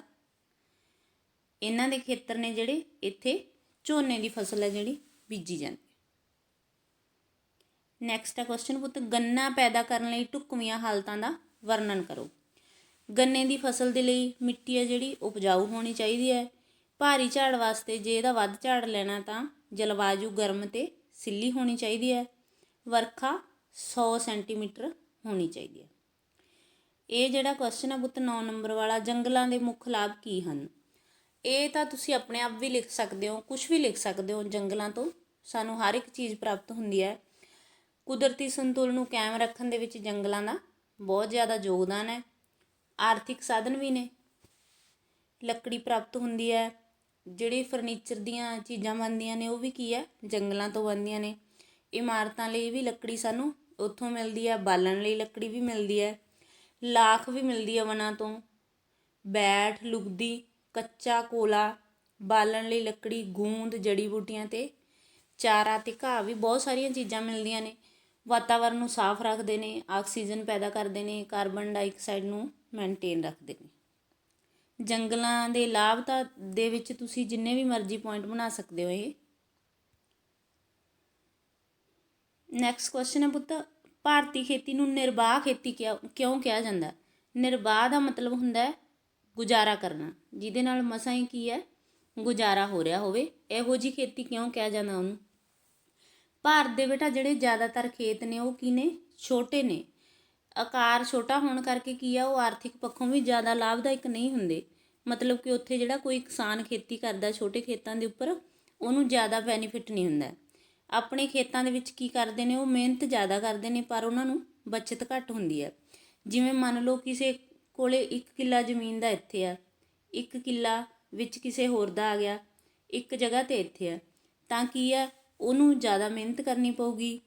ਜੇ ਇੱਥੋਂ ਪਾਣੀ ਦੀ ਸਿੰਚਾਈ ਲੈ ਕੇ ਜਾਣੀ ਆ ਤਾਂ ਵੀ ਦਿੱਕਤ ਆਉਂਦੀ ਹੈ। ਮਹਿੰਗੀਆਂ ਨੇ ਜਿਹੜੀਆਂ ਰਸਾਇਣਿਕ ਖਾਦਾਂ, ਕੀੜੇ ਮਾਰ ਦਵਾਈਆਂ, ਉਹ ਵੀ ਬਾਜ਼ਾਰਾਂ ਦੇ ਵਿੱਚੋਂ ਖਰੀਦਣੀਆਂ ਪੈਂਦੀਆਂ ਨੇ। ਵੱਡੇ ਸੰਦ ਵੀ ਉਹਨਾਂ ਨੂੰ ਕਿਰਾਏ 'ਤੇ ਲੈਣੇ ਪੈਂਦੇ ਨੇ। ਸਾਰਾ ਕੁਝ ਜੋੜ ਕੇ ਕੀ ਆ ਪੁੱਤ, ਜਿਹੜੀ ਛੋਟੇ ਕਿਸਾਨ ਹੁੰਦੇ ਨੇ ਉਹਨਾਂ ਦੀ ਬੱਚਤ ਕਾਫੀ ਘੱਟ ਜਾਂਦੀ ਹੈ, ਜਿਹਦੇ ਕਰਕੇ ਉਹਨਾਂ ਦਾ ਮਸਾਂ ਗੁਜ਼ਾਰਾ ਹੀ ਹੁੰਦਾ ਹੈ। ਇਸ ਕਰਕੇ ਭਾਰਤੀ ਖੇਤੀ ਨੂੰ ਕੀ ਕਿਹਾ ਜਾਂਦਾ ਹੈ, ਨਿਰਬਾਹ ਖੇਤੀ ਦਾ ਦਰਜਾ ਦਿੱਤਾ ਜਾਂਦਾ। ਨੈਕਸਟ ਆ ਪੁੱਤ ਆਪਣੀ ਅਸਾਈਨਮੈਂਟ ਜਿਹੜੀ ਇਹ 6 ਨੂੰ ਆਈ ਸੀ ਅਤੇ ਉਹਦੇ ਵਿੱਚ ਹੈਗਾ ਸੀ 11th ਕੁਐਸਚਨ, ਪਸ਼ੂ ਧਨ ਦੇ ਵਿਕਾਸ ਦੇ ਲਈ ਕੀਤੀਆਂ ਕੋਸ਼ਿਸ਼ਾਂ ਦੀ ਵਿਆਖਿਆ ਕਰੋ। ਵੀ ਸਰਕਾਰ ਨੇ ਪਸ਼ੂਆਂ ਦੇ ਬੈਨੀਫਿਟ ਲਈ ਕੀ ਕੀਤਾ ਸੀ। ਪਸ਼ੂ ਧਨ ਦੇ ਵਿਕਾਸ ਲਈ ਕੇਂਦਰ ਅਤੇ ਰਾਜ ਸਰਕਾਰਾਂ ਨੇ ਕਾਫੀ ਜ਼ਿਆਦਾ ਮਹੱਤਵਪੂਰਨ ਕਦਮ ਚੁੱਕੇ ਸੀ। ਪਸ਼ੂਆਂ ਨੂੰ ਬਿਮਾਰੀਆਂ ਤੋਂ ਬਚਾਉਣ ਲਈ ਪਸ਼ੂ ਧਨ ਸਿਹਤ ਕੇਂਦਰ ਖੋਲ੍ਹੇ ਗਏ ਹਨ। ਅਸੀਂ ਅਕਸਰ ਹੀ ਦੇਖਦੇ ਹਾਂ ਕਿ ਅੱਜ ਕੱਲ੍ਹ ਹਰ ਇੱਕ ਪਿੰਡ ਦੇ ਵਿੱਚ ਪਸ਼ੂ ਹਸਪਤਾਲ ਹੁੰਦਾ ਹੈ, ਡਾਕਟਰ ਵੀ ਹੁੰਦੇ ਆ ਉੱਥੇ ਜਿਹੜੇ ਪਸ਼ੂਆਂ ਦੀਆਂ ਬਿਮਾਰੀਆਂ ਦਾ ਇਲਾਜ ਕਰਦੇ ਆ। ਦੇਸ਼ ਦੇ ਵਿੱਚ ਕਈ ਪਸ਼ੂ ਹਸਪਤਾਲ ਵੀ ਖੋਲ੍ਹੇ ਗਏ ਹਨ। ਨੈਕਸਟ ਹੈ ਪੁੱਤ, ਹਰੀ ਕ੍ਰਾਂਤੀ ਨੂੰ ਕੁਝ ਲੋਕ ਆ ਜਿਹੜੇ ਕਣਕ ਕ੍ਰਾਂਤੀ ਦਾ ਨਾਮ ਕਿਉਂ ਦਿੰਦੇ ਆ? ਇਹ ਆਪਾਂ ਪਹਿਲਾਂ ਵੀ ਕਰ ਚੁੱਕੇ ਹਾਂ। ਅਤੇ ਕਣਕ ਦੇ ਉਤਪਾਦਨ ਦੇ ਵਿੱਚ ਹਰੀ ਕ੍ਰਾਂਤੀ ਤੋਂ ਬਾਅਦ ਦੇ ਜਿਹੜੇ ਸਾਲ ਸੀਗੇ ਉਹਨਾਂ ਦੇ ਵਿੱਚ ਕਾਫੀ ਜ਼ਿਆਦਾ ਪਰਿਵਰਤਨ ਆਇਆ ਸੀ। ਹਰੀ ਕ੍ਰਾਂਤੀ ਦੀ ਸ਼ੁਰੂਆਤ ਸੀ ਜਿਹੜੀ ਉਹ ਭਾਰਤ ਦੇ ਵਿੱਚ 1967-68 ਦੇ ਵਿੱਚ ਹੋਈ ਸੀਗੀ। ਕਣਕ ਦਾ ਉਤਪਾਦਨ ਉਦੋਂ ਕੀ ਸੀ, 60-61 ਦੇ ਵਿੱਚ ਕਿੰਨਾ ਸੀਗਾ, 1 ਕਰੋੜ 10 ਲੱਖ ਟਨ, ਅਤੇ ਉਸ ਤੋਂ ਬਾਅਦ 70-71 ਦੇ ਵਿੱਚ ਵੱਧ ਕੇ ਕੀ ਹੋ ਗਿਆ ਸੀ, ਦੁੱਗਣਾ ਹੋ ਗਿਆ ਸੀ, 2 ਕਰੋੜ 38 ਲੱਖ ਟਨ ਹੋ ਗਿਆ ਸੀਗਾ। ਹਰੀ ਕ੍ਰਾਂਤੀ ਤੋਂ ਬਾਅਦ ਕੋਈ ਵੀ ਜਿਹੜਾ ਖਾਦ ਪਦਾਰਥ ਸੀਗਾ, ਖਾਣ ਵਾਲਾ ਪਦਾਰਥ ਸੀ ਜਿਹੜਾ ਅਨਾਜ, ਇੰਨਾ ਜ਼ਿਆਦਾ ਵਾਧਾ ਹੋਰ ਕਿਸੇ ਦੇ ਵਿੱਚ ਨਹੀਂ ਹੋਇਆ ਸੀਗਾ ਜਿੰਨਾ ਕਿ ਕਣਕ ਦੇ ਵਿੱਚ ਹੋਇਆ ਸੀ। ਕਣਕ ਦੇ ਵਿੱਚ ਜਦੋਂ ਬਹੁਤ ਜ਼ਿਆਦਾ ਵਾਧਾ ਹੋ ਗਿਆ ਸੀ ਅਤੇ ਇਸ ਕਰਕੇ ਲੋਕਾਂ ਨੇ ਇਹਨੂੰ ਕੀ ਨਾਮ ਦਿੱਤਾ ਸੀ, ਹਰੀ ਕ੍ਰਾਂਤੀ ਜਾਂ ਕਣਕ ਕ੍ਰਾਂਤੀ ਦਾ ਨਾਮ ਦਿੱਤਾ ਸੀ। ਨੈਕਸਟ ਆ ਪੁੱਤ, ਗੈਰ ਖੇਤੀ ਕੰਮਾਂ ਲਈ ਵੱਧਦੀ ਜ਼ਮੀਨ ਦੀ ਵਰਤੋਂ ਦੇ ਕੀ ਕਾਰਨ ਨੇ? ਵੀ ਜ਼ਮੀਨ ਖੇਤੀ ਨੂੰ ਛੱਡ ਕੇ ਅਸੀਂ ਹੋਰ ਗੈਰ ਖੇਤੀ ਕੰਮਾਂ ਲਈ ਵਰਤਦੇ ਹਾਂ, ਉਹਦੇ ਕਾਰਨ ਕੀ ਨੇ? ਸਭ ਤੋਂ ਵੱਡਾ ਕਾਰਨ ਕੀ ਹੈ, ਜਨਸੰਖਿਆ ਵੱਧ ਰਹੀ ਹੈ, ਲੋਕਾਂ ਨੂੰ ਰਹਿਣ ਲਈ ਜਗ੍ਹਾ ਘੱਟ ਰਹੀ ਹੈ। ਇਸ ਕਰਕੇ ਕੀ ਹੈ, ਲੋਕ ਜਿਵੇਂ ਮੰਨ ਲਓ ਪਿੰਡ ਦੇ ਵਿੱਚ ਘਰ ਛੋਟਾ ਰਹਿ ਜਾਂਦਾ ਤਾਂ ਉਹ ਕੀ ਕਰਦੇ ਹੈਗੇ, ਖੇਤ ਦੇ ਵਿੱਚ ਘਰ ਪਾ ਲੈਂਦੇ ਆ। ਜਿੱਥੇ ਖੇਤ ਦੇ ਵਿੱਚ ਘਰ ਪਾਉਂਦੇ ਆ ਉੱਥੇ ਕਿੰਨੀ ਜ਼ਮੀਨ ਹੈ ਜਿਹੜੀ ਉਹਨਾਂ ਦੀ ਵੇਸਟ ਹੋ ਜਾਂਦੀ ਹੈ। ਸਭ ਤੋਂ ਵੱਡਾ ਕਾਰਨ ਕੀ ਹੈ, ਵੱਧਦੀ ਹੋਈ ਜਨਸੰਖਿਆ ਦਾ ਦਬਾਅ। ਵੱਧਦੀ ਹੋਈ ਆਬਾਦੀ ਦੇ ਨਾਲ ਕੀ ਹੈ, ਸ਼ਹਿਰਾਂ ਦੇ ਵਿੱਚ ਅਤੇ ਪਿੰਡਾਂ ਦੇ ਵਿੱਚ ਬਸਤੀਆਂ ਵੱਧ ਰਹੀਆਂ ਨੇ, ਪਿੰਡ ਵੀ ਵੱਡੇ ਹੋ ਰਹੇ ਨੇ ਅਤੇ ਸ਼ਹਿਰ ਵੀ ਵੱਡੇ ਹੋ ਰਹੇ। ਤੇਜ਼ੀ ਨਾਲ ਜਿਹੜੇ ਵਿਕਾਸ ਦੇ ਕੰਮ ਹੋ ਰਹੇ ਨੇ ਉਹਨਾਂ ਦੇ ਵਿੱਚ ਸੜਕਾਂ ਬਣ ਰਹੀਆਂ ਨੇ, ਕਈ ਜ਼ਮੀਨਾਂ ਦੇ ਉੱਪਰ ਨਹਿਰਾਂ ਬਣਾਈਆਂ ਜਾ ਰਹੀਆਂ ਨੇ, ਫੈਕਟਰੀਆਂ ਲਗਾਈਆਂ ਜਾ ਰਹੀਆਂ ਨੇ, ਅਤੇ ਖੇਤੀ ਦੇ ਹੋਰ ਕੰਮਾਂ ਦੇ ਵਿੱਚ ਜਿਹੜੀ ਜ਼ਮੀਨ ਹੈ ਉਹਨੂੰ ਵਰਤਿਆ ਜਾ ਰਿਹਾ। ਨੈਕਸਟ ਕੁਐਸਚਨ ਆ ਪੁੱਤ, ਵਣਾਂ ਦੇ ਮਹੱਤਵ ਬਾਰੇ ਸੰਖੇਪ ਵਿੱਚ ਲਿਖੋ। ਜੰਗਲਾਂ ਦੇ ਮਹੱਤਵ ਬਾਰੇ। ਜਿਹੜੇ ਜੰਗਲ ਹੁੰਦੇ ਆ, ਵਣ ਹੁੰਦੇ ਆ, ਜਿਹੜਾ ਕੁਦਰਤੀ ਸੰਤੁਲਨ ਹੈ ਉਹਨੂੰ ਬਣਾ ਕੇ ਰੱਖਦੇ ਆ ਅਤੇ ਉਹਨੂੰ ਬਣਾ ਕੇ ਰੱਖਣ ਦੇ ਵਿੱਚ ਕਾਫੀ ਜ਼ਿਆਦਾ ਯੋਗਦਾਨ ਪਾਉਂਦੇ ਆ। ਜੰਗਲੀ ਜੀਵ ਇੱਥੇ ਵਧੀਆ ਤਰੀਕੇ ਨਾਲ ਰਹਿ ਸਕਦੇ ਆ, ਰਹਿਣ ਲਈ ਉਹਨਾਂ ਨੂੰ ਆਸਰਾ ਮਿਲ ਜਾਂਦਾ। ਵਰਖਾ ਲਿਆਉਣ ਦੇ ਵਿੱਚ ਵੀ ਵਣ ਸਹਾਇਕ ਹੁੰਦੇ ਨੇ ਪੁੱਤ, ਅਤੇ ਇਹਨਾਂ ਤੋਂ ਸਾਨੂੰ ਇਮਾਰਤੀ ਲੱਕੜ ਵੀ ਮਿਲਦੀ ਹੈ, ਬਾਲਣ ਦੇ ਲਈ ਲੱਕੜ ਵੀ ਮਿਲਦੀ ਆ, ਦਵਾਈਆਂ ਵੀ ਮਿਲਦੀਆਂ ਨੇ ਸਾਨੂੰ, ਗੂੰਦ ਬਰੋਜਾ, ਬਹੁਤ ਸਾਰੀਆਂ ਚੀਜ਼ਾਂ ਨੇ ਜਿਹੜੀਆਂ ਸਾਨੂੰ ਵਣਾਂ ਤੋਂ ਮਿਲਦੀਆਂ ਨੇ। ਨੈਕਸਟ ਕੁਐਸਚਨ ਹੈ ਪੁੱਤ, ਆਜ਼ਾਦੀ ਦੇ ਬਾਅਦ ਖਾਦ ਅੰਨ ਪਦਾਰਥਾਂ ਦੀ ਪ੍ਰਤੀ ਵਿਅਕਤੀ ਪ੍ਰਾਪਤੀ 'ਤੇ ਕੀ ਅਸਰ ਪਿਆ? ਜਿਹੜੇ ਅਨਾਜ ਖਾਣ ਵਾਲੀਆਂ ਚੀਜ਼ਾਂ ਸੀ, ਆਜ਼ਾਦੀ ਤੋਂ ਬਾਅਦ ਉਹਨਾਂ 'ਤੇ ਕੀ ਅਸਰ ਪਿਆ? ਪ੍ਰਤੀ ਵਿਅਕਤੀ ਪ੍ਰਾਪਤੀ ਸੀ ਜਿਹੜੀ, ਉਹਦੇ ਵਿੱਚ ਕਾਫੀ ਜ਼ਿਆਦਾ ਵਾਧਾ ਹੋਇਆ। ਖੁਰਾਕ ਪਦਾਰਥਾਂ ਦੀ ਪੈਦਾਵਾਰ ਸੀ ਜਿਹੜੀ, ਉਹ ਆਜ਼ਾਦੀ ਤੋਂ ਬਾਅਦ ਕਿੰਨੀ ਵੱਧ ਗਈ? 3 ਗੁਣਾ ਵੱਧ ਗਈ ਸੀ। ਪ੍ਰਤੀ ਵਿਅਕਤੀ ਖੁਰਾਕ ਦੀ ਜਿਹੜੀ ਪੈਦਾਵਾਰ ਸੀ ਉਹ 1950 ਦੇ ਵਿੱਚ 395 ਗ੍ਰਾਮ ਸੀ, 91 ਦੇ ਵਿੱਚ ਕਿੰਨੀ ਹੋ ਗਈ? 510 ਗ੍ਰਾਮ ਪ੍ਰਤੀ ਵਿਅਕਤੀ ਤੱਕ ਪਹੁੰਚ ਗਈ ਸੀ ਬੇਟਾ। ਇਹਦੇ ਵਿੱਚੋਂ ਤੁਸੀਂ ਨੇ ਕੀ ਯਾਦ ਕਰਨਾ? ਵੈਸੇ ਦੇਖਣ ਨੂੰ ਕਾਫੀ ਜ਼ਿਆਦਾ ਔਖਾ ਲੱਗਦਾ ਕੁਐਸਚਨ, ਬਟ ਐਡੀ ਗੱਲ ਨਹੀਂ ਹੈਗੀ। ਪ੍ਰਤੀ ਵਿਅਕਤੀ ਆਮਦਨ ਦੇ ਵਿੱਚ ਬਹੁਤ ਵਾਧਾ ਹੋਇਆ ਸੀ। ਆਜ਼ਾਦੀ ਤੋਂ ਬਾਅਦ ਅਨਾਜ ਪਦਾਰਥ ਸੀ ਜਿਹੜੇ, ਉਹਨਾਂ ਦੇ ਵਿੱਚ 3 ਗੁਣਾ ਵਾਧਾ ਹੋ ਗਿਆ ਸੀ। 1950 ਦੇ ਵਿੱਚ ਇਹ ਕਿੰਨੀ ਸੀਗੀ ਪ੍ਰਤੀ ਵਿਅਕਤੀ ਖੁਰਾਕ ਪਦਾਰਥ? 395 ਗ੍ਰਾਮ, ਅਤੇ 91 ਦੇ ਵਿੱਚ ਹੋ ਗਈ ਸੀ ਇਹ 510 ਗ੍ਰਾਮ ਪ੍ਰਤੀ ਵਿਅਕਤੀ। ਨੈਕਸਟ ਹੈ ਬੇਟਾ, ਦੇਸ਼ ਦੇ ਵਿੱਚ ਖੇਤੀ ਜੋਤਾਂ ਦੇ ਛੋਟੇ ਹੋਣ ਦੇ ਕੀ ਕਾਰਨ ਹਨ ਅਤੇ ਇਹਨਾਂ ਦਾ ਭਾਰਤੀ ਖੇਤੀਬਾੜੀ 'ਤੇ ਕੀ ਅਸਰ ਪੈਂਦਾ? ਜ਼ਮੀਨ ਹੈ ਜਿਹੜੀ, ਖੇਤਾਂ ਦਾ ਆਕਾਰ ਹੈ ਜਿਹੜਾ, ਉਹ ਛੋਟਾ ਕਿਉਂ ਹੈ ਅਤੇ ਇਹਨਾਂ ਦਾ ਕੀ ਅਸਰ ਪੈਂਦਾ? ਦੇਸ਼ ਦੇ ਵਿੱਚ 58% ਖੇਤ ਨੇ ਜਿਹੜੇ, ਉਹ 1 ਹੈਕਟੇਅਰ ਤੋਂ ਵੀ ਘੱਟ ਨੇ। 1 ਹੈਕਟੇਅਰ ਜਿਵੇਂ 2.5 ਏਕੜ ਦੇ ਬਰਾਬਰ। ਦੇਸ਼ ਦੇ ਵਿੱਚ ਖੇਤੀ ਜੋਤਾਂ ਦੇ ਛੋਟੇ ਆਕਾਰ ਦੇ ਹੋਣ ਦਾ ਸਭ ਤੋਂ ਵੱਡਾ ਕਾਰਨ ਫਿਰ ਉਹੀ ਰਿਪੀਟ ਹੋ ਗਿਆ, ਜਨਸੰਖਿਆ ਦਾ ਵਾਧਾ, ਜ਼ਿਆਦਾ ਜਨਸੰਖਿਆ, ਅਤੇ ਖੇਤਾਂ ਦੀ ਜਿਹੜੀ ਵੰਡ ਹੈ ਉਹ ਪ੍ਰੋਪਰ ਤਰੀਕੇ ਨਾਲ ਨਹੀਂ ਹੈਗੀ। ਆਰਥਿਕ ਪੱਖ ਤੋਂ ਵੀ ਇਹਦੇ ਨਾਲ ਜਿਹੜੀਆਂ ਕਿਸਾਨ ਨੇ ਜਿਹੜੇ, ਉਹਨਾਂ ਨੂੰ ਆਮਦਨ ਪ੍ਰਾਪਤ ਨਹੀਂ ਹੁੰਦੀ ਜਦੋਂ ਖੇਤਾਂ ਦਾ ਆਕਾਰ ਛੋਟਾ ਹੁੰਦਾ। ਛੋਟੇ ਛੋਟੇ ਕਿਸਾਨ ਹੁੰਦੇ ਨੇ ਜਿਹੜੇ, ਜਿਨ੍ਹਾਂ ਕੋਲ ਜ਼ਮੀਨ ਘੱਟ ਹੁੰਦੀ ਆ, ਉਹ ਮਿਹਨਤ ਵਿਚਾਰੇ ਬਹੁਤ ਜ਼ਿਆਦਾ ਕਰਦੇ ਨੇ, ਪਰ ਉਹਨਾਂ ਨੂੰ ਬੱਚਤ ਬਹੁਤ ਘੱਟ ਹੁੰਦੀ ਹੈ, ਕਿਉਂਕਿ ਉਹਨਾਂ ਨੂੰ ਹਰ ਇੱਕ ਚੀਜ਼ ਹੈ ਜਿਹੜੀ ਦੂਜਿਆਂ 'ਤੇ ਨਿਰਭਰ ਹੋ ਕੇ ਰਹਿਣਾ ਪੈਂਦਾ ਲੈਣ ਵਾਸਤੇ। ਜਿੱਦਾਂ ਹੁਣ ਮੰਨ ਲਓ ਜੇ ਕਿਸੇ ਕੋਲ 2 ਕਿੱਲੇ ਜਾਂ 3 ਕਿੱਲੇ ਜ਼ਮੀਨ ਹੈ, ਤਾਂ ਉਹ ਵੱਡਾ ਟਰੈਕਟਰ ਵੀ ਨਹੀਂ ਖਰੀਦ ਸਕਦਾ, ਉਹਦੇ ਲਈ ਵੀ ਉਹਨੂੰ ਦੂਜੇ ਦੇ ਉੱਪਰ ਨਿਰਭਰ ਹੋਣਾ ਪਊਗਾ, ਅਤੇ ਟਰੈਕਟਰ ਨਾਲ ਜਿਹੜੇ ਹੋਰ ਸੰਦ ਨੇ ਉਹ ਵੀ ਨਹੀਂ ਖਰੀਦ ਸਕਦਾ। ਇਸ ਕਰਕੇ ਉਹਨੂੰ ਕੀ ਹੈ, ਦੂਜੇ ਕਿਸਾਨਾਂ ਦੇ ਉੱਪਰ ਨਿਰਭਰ ਹੋਣਾ ਪੈਂਦਾ, ਕਿਰਾਏ 'ਤੇ ਲੈਣੀਆਂ ਪੈਂਦੀਆਂ ਚੀਜ਼ਾਂ, ਜਿਸ ਕਰਕੇ ਕੀ ਹੈ, ਭਾਰਤੀ ਖੇਤੀਬਾੜੀ 'ਤੇ ਅਸਰ ਪੈਂਦਾ ਅਤੇ ਉਹਨੂੰ ਚੀਜ਼ਾਂ ਵੀ ਮਹਿੰਗੀਆਂ ਮਿਲਦੀਆਂ ਨੇ, ਬੱਚਤ ਘੱਟ ਹੁੰਦੀ ਹੈ। ਨੈਕਸਟ ਕੁਐਸਚਨ ਹੈ ਪੁੱਤ, ਝੋਨਾ ਪੈਦਾ ਕਰਨ ਵਾਲੇ ਮੁੱਖ ਰਾਜ ਕਿਹੜੇ ਕਿਹੜੇ ਨੇ? ਪਹਿਲੇ ਵਾਲਾ ਆਇਆ ਸੀ ਆਪਾਂ ਨੂੰ ਖੇਤਰ ਪੁੱਛਿਆ ਸੀ ਉਹਨਾਂ ਨੇ, ਇਹਦੇ ਵਿੱਚ ਕੀ ਪੁੱਛ ਰਹੇ ਆ? ਰਾਜ ਪੁੱਛ ਰਹੇ ਆ। ਆਪਣਾ ਜਿਹੜਾ ਇਹ ਵਾਲਾ ਏਰੀਆ ਨਾ ਪੁੱਤ, ਪੰਜਾਬ ਤੋਂ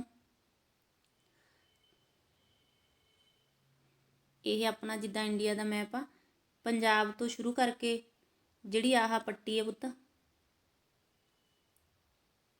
ਇਹ ਵਾਲੀ, ਇਹਨੂੰ ਆਪਾਂ ਕਿਹੜੀ ਪੱਟੀ ਕਹਿੰਦੇ ਆ? ਕਣਕ ਅਤੇ ਝੋਨੇ ਦੀ ਪੈਦਾਵਾਰ ਆ ਜਿਹੜੀ ਇੱਥੇ ਕਾਫੀ ਜ਼ਿਆਦਾ ਹੁੰਦੀ ਹੈ।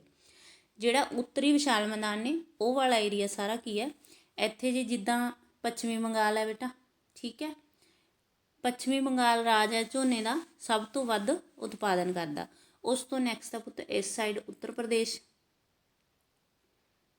ਫਿਰ ਆਂਧਰਾ ਪ੍ਰਦੇਸ਼, ਤਾਮਿਲਨਾਡੂ ਨੀਚੇ ਬਿਲਕੁਲ ਤੱਟ ਦੇ ਨਾਲ, ਬਿਹਾਰ, ਪੰਜਾਬ ਬੇਟਾ, ਉੜੀਸਾ ਇਸ ਸਾਈਡ ਇੱਥੇ ਜੇ, ਇਹ ਕੀ ਹੈ, ਝੋਨੇ ਦੇ ਮੁੱਖ ਉਤਪਾਦਕ ਰਾਜ ਨੇ। ਇਹਨਾਂ ਤੋਂ ਇਲਾਵਾ ਮੱਧ ਪ੍ਰਦੇਸ਼, ਅਸਾਮ, ਕਰਨਾਟਕ, ਮਹਾਰਾਸ਼ਟਰ ਅਤੇ ਹਰਿਆਣਾ ਵਿੱਚ ਵੀ ਬਹੁਤ ਵੱਡੀ ਮਾਤਰਾ ਦੇ ਵਿੱਚ ਚੌਲ ਪੈਦਾ ਹੁੰਦੇ। ਪੁੱਤ ਬਸ ਤੁਸੀਂ ਜੇ ਕੋਈ ਝੋਨੇ ਵਾਲੀ ਪੱਟੀ ਆਉਂਦੀ ਹੈ ਤਾਂ ਮੇਨ ਕੀ ਹੈ ਆਪਣਾ ਜੰਮੂ ਕਸ਼ਮੀਰ ਦੇ ਨੀਚੇ ਨੇਪਾਲ ਦੇ ਨਾਲ ਇਹ ਵਾਲੀ ਪੱਟੀ ਹੈ ਜਿਹੜੀ ਪੁੱਤ, ਇਹ ਸਾਰੀ ਕੀ ਹੈ, ਉੱਤਰ ਦੇ ਵਿਸ਼ਾਲ ਮੈਦਾਨ ਨੇ ਜਿਹੜੇ, ਇੱਥੋਂ ਪੱਛਮੀ ਬੰਗਾਲ ਜਿੱਦਾਂ ਇੱਥੇ, ਫਿਰ ਬਿਹਾਰ, ਇੱਥੇ ਉੱਤਰ ਪ੍ਰਦੇਸ਼, ਹਰਿਆਣਾ, ਪੰਜਾਬ। ਨੈਕਸਟ ਕੁਐਸਚਨ ਹੈ ਪੁੱਤ, ਪੰਜਾਬ ਦੇ ਵਿੱਚ ਕਣਕ ਦੀ ਪ੍ਰਤੀ ਹੈਕਟੇਅਰ ਪੈਦਾਵਾਰ ਵੱਧ ਹੈ ਜਿਹੜੀ, ਉਹ ਕਿਉਂ ਹੁੰਦੀ ਹੈ? ਪੰਜਾਬ ਹੈ ਜਿਹੜਾ ਪ੍ਰਤੀ ਹੈਕਟੇਅਰ ਪੈਦਾਵਾਰ ਦੇ ਵਿੱਚ ਸਭ ਤੋਂ ਪਹਿਲੇ ਨੰਬਰ 'ਤੇ ਆ ਕਣਕ ਦੀ। ਕੇਂਦਰੀ ਭੰਡਾਰ ਦੇ ਵਿੱਚ ਜਿਹੜਾ ਕਣਕ ਦੇਣ ਦਾ ਪੰਜਾਬ ਹੈ ਸਭ ਤੋਂ ਵੱਧ ਕੰਮ ਕਰਦਾ ਹੈ। ਉਹਦਾ ਕਾਰਨ ਕੀ ਹੈ? ਪੰਜਾਬ ਦੇ ਕਿਸਾਨ ਨੇ ਜਿਹੜੇ ਕਣਕ ਨੂੰ ਵਪਾਰਕ ਫਸਲ ਦੇ ਰੂਪ ਦੇ ਵਿੱਚ ਪੈਦਾ ਕਰਦੇ ਆ। ਖਾਣ ਤੋਂ ਬਿਨਾਂ ਉਹ ਵੇਚਣ ਦੇ ਵੀ ਕੰਮ ਆਉਂਦੀ ਆ, ਵਪਾਰ ਵੀ ਕਰਦੇ ਨੇ ਉਹਦੇ ਨਾਲ। ਪੰਜਾਬ ਦੇ ਕਿਸਾਨਾਂ ਨੂੰ ਟਿਊਬਵੈੱਲ ਦੁਆਰਾ ਸਿੰਚਾਈ ਕਰਨ ਦਾ ਵਧੀਆ ਪ੍ਰਬੰਧ ਕੀਤਾ ਹੋਇਆ ਉਹਨਾਂ ਨੇ, ਜਿਹਦੇ ਕਰਕੇ ਕਣਕ ਦੀ ਫਸਲ ਹੈ ਜਿਹੜੀ ਉਹ ਵਧੀਆ ਤਰੀਕੇ ਨਾਲ ਹੁੰਦੀ। ਉਸ ਤੋਂ ਨੈਕਸਟ ਆ ਪੁੱਤ, ਦਾਲਾਂ ਦੀ ਪੈਦਾਵਾਰ ਖੇਤਰ ਵਿੱਚ ਘਾਟ ਆਉਣ ਦੇ ਕੀ ਕਾਰਨ ਨੇ? ਹਰੀ ਕ੍ਰਾਂਤੀ ਤੋਂ ਬਾਅਦ ਜਿਹੜੀਆਂ ਜ਼ਿਆਦਾ ਉਤਪਾਦਨ ਵਾਲੀਆਂ ਕਣਕ ਅਤੇ ਚੌਲ ਦੀਆਂ ਫਸਲਾਂ ਸੀ, ਲੋਕ ਉਹ ਬੀਜਣ ਲੱਗ ਗਏ, ਜਿਹਦੇ ਕਰਕੇ ਦਾਲਾਂ ਦਾ ਉਤਪਾਦਨ ਸੀ ਜਿਹੜਾ ਉਹ ਘਟ ਗਿਆ। ਨੈਕਸਟ ਆ ਪੁੱਤ, ਡੇਅਰੀ ਉਦਯੋਗ ਦੇ ਲਾਭ ਕੀ ਨੇ? ਡੇਅਰੀ ਉਦਯੋਗ, ਪਿੰਡ ਦੇ ਵਿੱਚ ਡੇਅਰੀ ਖੋਲ੍ਹੀ ਹੁੰਦੀ ਹੈ ਤਾਂ ਉਹਦਾ ਫਾਇਦਾ ਕੀ ਹੈ? ਇਹਦੇ ਨਾਲ ਛੋਟੇ ਕਿਸਾਨ ਅਤੇ ਜਿਹੜੇ ਕਾਮੇ ਨੇ ਉਹਨਾਂ ਨੂੰ ਬੈਨੀਫਿਟ ਹੁੰਦਾ ਗਾ। ਪਿੰਡਾਂ ਅਤੇ ਛੋਟੇ ਕਸਬਿਆਂ ਦੇ ਲੋਕਾਂ ਨੂੰ ਖਾਸ ਕਰਕੇ, ਜਾਂ ਸੋਕੇ ਵਾਲੇ ਜਿਹੜੇ ਏਰੀਏ ਨੇ ਜਾਂ ਪਿਛੜੇ ਇਲਾਕੇ ਨੇ ਜਿੱਥੇ ਕਾਫੀ ਜ਼ਿਆਦਾ ਜਨਸੰਖਿਆ ਰਹਿੰਦੀ ਹੈ, ਉੱਥੇ ਕੀ ਆ, ਪਸ਼ੂ ਨੇ ਜਿਹੜੇ ਉਹ ਰੁਜ਼ਗਾਰ ਅਤੇ ਆਮਦਨ ਦਾ ਸਾਧਨ ਬਣੇ ਹੋਏ ਨੇ। ਖੇਤੀ ਖੇਤਰ ਤੋਂ ਜਿੰਨੀ ਵੀ ਕਮਾਈ ਹੁੰਦੀ ਹੈ ਅਤੇ ਉਤਪਾਦਨ ਦੀ ਆਮਦਨ ਦੇ ਵਿੱਚ ਜਿਹੜੀ ਡੇਅਰੀ ਉਦਯੋਗ ਆ ਉਹ ਵੀ 1/4 ਤੋਂ ਵੱਧ ਪਸ਼ੂ ਪਾਲਣ ਤੋਂ ਪ੍ਰਾਪਤ ਹੁੰਦਾ ਹੈਗਾ, ਖੇਤੀ ਖੇਤਰ ਦਾ। ਨੈਕਸਟ ਹੈ ਪੁੱਤ ਕੁਐਸਚਨ, ਦਾਲਾਂ ਅਤੇ ਤੇਲ ਬੀਜਾਂ ਦਾ ਉਤਪਾਦਨ ਅਜੇ ਘੱਟ ਕਿਉਂ ਹੈ? ਜਿਵੇਂ ਜਿਵੇਂ ਸਿੰਚਾਈ ਦੀਆਂ ਸਹੂਲਤਾਂ ਵੱਧ ਗਈਆਂ, ਲੋਕ ਕੀ ਕਰਨ ਲੱਗ ਗਏ, ਦਾਲਾਂ ਦੀ ਫਸਲ ਬੀਜਣ ਕਰਕੇ ਕਮਾਈ ਘੱਟ ਹੁੰਦੀ ਸੀ, ਇਸ ਕਰਕੇ ਕਣਕ ਅਤੇ ਚਾਵਲ ਜਿਹੜੀਆਂ ਵਪਾਰਕ ਫਸਲਾਂ ਸੀ ਉਹ ਜ਼ਿਆਦਾ ਬੀਜਣ ਲੱਗ ਪਏ, ਜਿਨ੍ਹਾਂ ਦੀ ਮੰਗ ਵੱਧ ਸੀਗੀ, ਨਿਰਯਾਤ ਕੀਤਾ ਜਾ ਸਕਦਾ ਸੀ ਜਿਨ੍ਹਾਂ ਨੂੰ, ਅਤੇ ਉਹਨਾਂ ਦੀ ਵਜ੍ਹਾ ਨਾਲ ਕੀ ਹੋ ਗਿਆ, ਦਾਲਾਂ ਅਤੇ ਤੇਲ ਬੀਜਾਂ ਦਾ ਉਤਪਾਦਨ ਸੀ ਜਿਹੜਾ ਪੈਦਾਵਾਰ ਸੀ ਉਹ ਘੱਟ ਹੋਣ ਲੱਗ ਗਈ। ਉਸ ਤੋਂ ਨੈਕਸਟ ਆ ਪੁੱਤ, ਪੰਜਾਬ ਦੀ ਖੇਤੀਬਾੜੀ ਦੀਆਂ ਮੁੱਖ ਸਮੱਸਿਆਵਾਂ ਕੀ ਹਨ? ਜ਼ਿਆਦਾਤਰ ਖੇਤੀ ਜੋਤਾਂ ਨੇ ਜਿਹੜੀਆਂ, ਖੇਤਾਂ ਦੇ ਆਕਾਰ ਨੇ ਕੀ ਆ, ਉਹ ਛੋਟੇ ਆਕਾਰ ਦੇ ਖੇਤ ਨੇ। ਜ਼ਿਆਦਾਤਰ ਕਿਸਾਨ ਨੇ ਜਿਹੜੇ ਉਹ ਅਨਪੜ੍ਹ ਨੇਗੇ ਅਤੇ ਉਹ ਟੈਕਨੀਕਲ ਤਰੀਕੇ ਦੇ ਨਾਲ ਫਸਲ ਚੱਕਰ ਨੂੰ ਤਿਆਰ ਨਹੀਂ ਕਰ ਪਾਉਂਦੇ, ਜਿੱਦਾਂ ਕਿ ਉਹ ਬਸ ਇਸੇ ਫਸਲੀ ਚੱਕਰ 'ਚ ਹੀ ਰਹਿੰਦੇ ਨੇ, ਕਣਕ ਝੋਨਾ ਅਤੇ ਵਿਚਕਾਰ ਉਹ ਮਤਲਬ ਹੋਰ ਕੋਈ ਫਸਲ ਨਹੀਂ ਬੀਜਦੇ, ਜਿਸ ਤਰ੍ਹਾਂ ਸਬਜ਼ੀ ਲਗਾ ਲਈ ਜਾਂ ਕੋਈ ਜਿਹੜੀ 3 ਕੁ ਮਹੀਨਿਆਂ ਵਾਲੀ ਫਸਲ ਜਦੋਂ ਜ਼ਮੀਨ ਵਿਹਲੀ ਰਹਿੰਦੀ ਆ ਉਹ 'ਤੇ ਖੇਤੀ ਕਰ ਲਈ। ਮਹਿੰਗੇ ਰਸਾਇਣਿਕ ਖਾਦਾਂ ਅਤੇ ਕੀੜੇ ਮਾਰ ਦਵਾਈਆਂ ਵਗੈਰਾ ਉਹਨਾਂ ਨੂੰ ਵੀ ਬਾਜ਼ਾਰ ਤੋਂ ਲੈਣੀਆਂ ਪੈਂਦੀਆਂ ਨੇ, ਜਿਹਦੇ ਕਰਕੇ ਉਹਨਾਂ ਦੀ ਜਿਹੜੀ ਸਾਰੀ ਬੱਚਤ ਹੁੰਦੀ ਆ ਉਹ ਉੱਧਰ ਚਲੀ ਜਾਂਦੀ ਹੈ ਅਤੇ ਉਹਨਾਂ ਨੂੰ ਕੋਈ ਵੀ ਪ੍ਰੋਫਿਟ ਨਹੀਂ ਹੁੰਦਾ। ਜਨਸੰਖਿਆ ਜ਼ਿਆਦਾ ਹੁੰਦੀ ਆ ਤਾਂ ਜਿਹੜੇ ਖੇਤ ਨੇ ਉਹ ਵੰਡੇ ਜਾਂਦੇ ਨੇ, ਜਿੱਦਾਂ ਕਿਸੇ ਕੋਲ 10 ਕਿੱਲੇ ਜ਼ਮੀਨ ਹੈ, ਜੇ ਉਹਨਾਂ ਦੇ 5 ਮੁੰਡੇ ਆ ਜਾਂ 3 ਮੁੰਡੇ ਆ ਤਾਂ ਉਹਨਾਂ ਦੀ ਜ਼ਮੀਨ ਹੈ ਜਿਹੜੀ ਹੌਲੀ ਹੌਲੀ ਘਟਦੀ ਜਾਂਦੀ। ਅੱਗੇ ਪੁੱਤ, ਹਰੀ ਕ੍ਰਾਂਤੀ ਦੇ ਬਾਅਦ ਦੇ ਸਾਲਾਂ ਦੇ ਵਿੱਚ ਫਸਲ ਚੱਕਰ ਦੇ ਵਿੱਚ ਤੇਜ਼ੀ ਨਾਲ ਆਏ ਪਰਿਵਰਤਨ ਦਾ ਵਰਣਨ ਕਰੋ। ਜਦੋਂ ਹਰੀ ਕ੍ਰਾਂਤੀ ਤੋਂ ਬਾਅਦ ਦੇ ਜਿਹੜੇ ਸਾਲ ਸੀ, ਉਦੋਂ ਪਹਿਲਾਂ ਲੋਕ ਆਪਦੇ ਹਿਸਾਬ ਨਾਲ ਫਸਲਾਂ ਬੀਜਦੇ ਸੀ ਜਿੰਨੀ ਕੁ ਜ਼ਰੂਰਤ ਹੁੰਦੀ ਸੀ। ਉਸ ਤੋਂ ਬਾਅਦ ਫਸਲ ਚੱਕਰ ਦੇ ਵਿੱਚ ਕੀ ਪਰਿਵਰਤਨ ਆਏ? ਕਿਸਾਨਾਂ ਨੇ ਕੀ ਕੀਤਾ, ਉਹਨਾਂ ਫਸਲਾਂ ਦੇ ਚੱਕਰ ਨੂੰ ਅਪਣਾ ਲਿਆ ਜਿਹੜੀਆਂ ਉਹਨਾਂ ਨੂੰ ਜ਼ਿਆਦਾ ਬੈਨੀਫਿਟ ਦਿੰਦੀਆਂ ਸੀ, ਜ਼ਿਆਦਾ ਪੈਸੇ ਬਣਦੇ ਸੀ ਜਿਨ੍ਹਾਂ ਨੂੰ। ਜਿਵੇਂ ਪੰਜਾਬ ਅਤੇ ਹਰਿਆਣੇ ਦੇ ਵਿੱਚ ਕਿਸਾਨ ਕੀ ਕਰਦੇ ਆ, ਕਣਕ ਅਤੇ ਝੋਨੇ ਦੀ ਫਸਲ ਹੀ ਬੀਜਦੇ ਆ। ਇਸੇ ਤਰ੍ਹਾਂ ਜਿਹੜਾ ਪੱਛਮੀ ਉੱਤਰਾਂਚਲ ਦਾ ਏਰੀਆ, ਉੱਥੇ ਕੀ ਕਰਦੇ ਆ, ਕਣਕ ਅਤੇ ਗੰਨੇ ਦੀ ਫਸਲ ਨੂੰ ਅਪਣਾ ਲਈ। ਇਸ ਕਰਕੇ ਬਾਕੀ ਦੀਆਂ ਫਸਲਾਂ ਨੇ ਜਿਹੜੀਆਂ ਉਹ ਪਿੱਛੇ ਰਹਿ ਗਈਆਂ, ਅਤੇ ਹਰੀ ਕ੍ਰਾਂਤੀ ਦੇ ਕਾਰਨ ਕਿਉਂਕਿ ਇਹ ਫਸਲਾਂ ਦੀ ਪੈਦਾਵਾਰ ਜ਼ਿਆਦਾ ਹੋਣ ਲੱਗੀ ਅਤੇ ਇਹਨਾਂ ਦਾ ਫਸਲੀ ਚੱਕਰ ਅਪਣਾ ਲਿਆ। ਉਹ ਕਿਹੜੇ ਸੰਕੇਤ ਹਨ ਜਿਨ੍ਹਾਂ ਤੋਂ ਇਹ ਪਤਾ ਚੱਲਦਾ ਹੈ ਕਿ ਭਾਰਤੀ ਖੇਤੀ ਹੈ ਜਿਹੜੀ ਉਹ ਗੁਜ਼ਾਰੇਬੰਦੀ ਖੇਤੀ ਤੋਂ ਹਟ ਕੇ ਕੀ ਆ, ਵਪਾਰਕ ਖੇਤੀ ਬਣਦੀ ਜਾ ਰਹੀ ਹੈ? ਪੰਜਾਬ ਅਤੇ ਹਰਿਆਣੇ ਦੇ ਵਿੱਚ ਜਿਹੜੇ ਸਿੰਚਾਈ ਦੇ ਸਾਧਨ ਮਿਲਦੇ ਨੇ ਬੇਟਾ, ਉਹ ਕੀ ਕਰਦੇ ਨੇ, ਉਹ ਸਿੰਚਾਈ ਦੇ ਸਾਧਨਾਂ 'ਤੇ ਜ਼ੋਰ 'ਤੇ ਖੇਤੀ ਨੂੰ ਕੀ ਆ, ਵਪਾਰਕ ਬਣਾ ਰਹੇ ਨੇ। ਕਮਰਸ਼ੀਅਲ ਖੇਤੀ ਕੀਤੀ ਜਾਂਦੀ ਆ, ਵੱਡੇ ਪੱਧਰ 'ਤੇ ਜਿਹੜਾ ਚੌਲ ਆ ਉਹਨੂੰ ਨਿਰਯਾਤ ਕੀਤਾ ਜਾਂਦਾ ਹੈ। ਕਿਹੋ ਜਿਹੀ ਕਿਸਮ ਦਾ ਚੌਲ ਬੀਜਦੇ ਨੇ, ਇਹ ਬਾਸਮਤੀ ਕਿਸਮ ਦਾ ਚਾਵਲ ਪੈਦਾ ਕਰਕੇ ਵਿਦੇਸ਼ਾਂ ਨੂੰ ਭੇਜਦੇ ਨੇ। ਸਰਕਾਰ ਦੀ ਨਵੀਂ ਆਰਥਿਕ ਨੀਤੀ ਹੈ ਜਿਹੜੀ, ਉਹਦੇ ਦੁਆਰਾ ਵੀ ਕੀ ਹੈ, ਖੇਤੀ ਦੀਆਂ ਵਸਤਾਂ ਕਾਫੀ ਜ਼ਿਆਦਾ ਨਿਰਯਾਤ ਕੀਤੀਆਂ ਜਾਂਦੀਆਂ ਨੇ। ਨਿਰਯਾਤ ਨੂੰ ਉਤਸ਼ਾਹਿਤ ਕਰਨ ਦੇ ਲਈ ਖੇਤੀ ਖੇਤਰ ਦੇ ਵਿੱਚ ਵੱਧ ਉਤਪਾਦਨ ਅਤੇ ਰੁਜ਼ਗਾਰ ਦੇ ਨਵੇਂ ਮੌਕੇ ਪੈਦਾ ਹੋ ਰਹੇ ਨੇ। ਮਤਲਬ ਕਿ ਜਿਹੜੀ ਖੇਤੀ ਅੱਜ ਕੱਲ੍ਹ ਗੁਜ਼ਾਰੇਬੰਦੀ ਖੇਤੀ ਤੋਂ ਹਟ ਕੇ ਕੀ ਹੈ, ਲੋਕਾਂ ਨੂੰ ਬਹੁਤ ਜ਼ਿਆਦਾ ਬੈਨੀਫਿਟ ਦੇ ਰਹੀ ਹੈ, ਰੁਜ਼ਗਾਰ ਦੇ ਮੌਕੇ ਮਿਲ ਰਹੇ ਨੇ ਅਤੇ ਆਮਦਨ ਦਾ ਸਾਧਨ ਬਣ ਰਹੀ ਹੈ।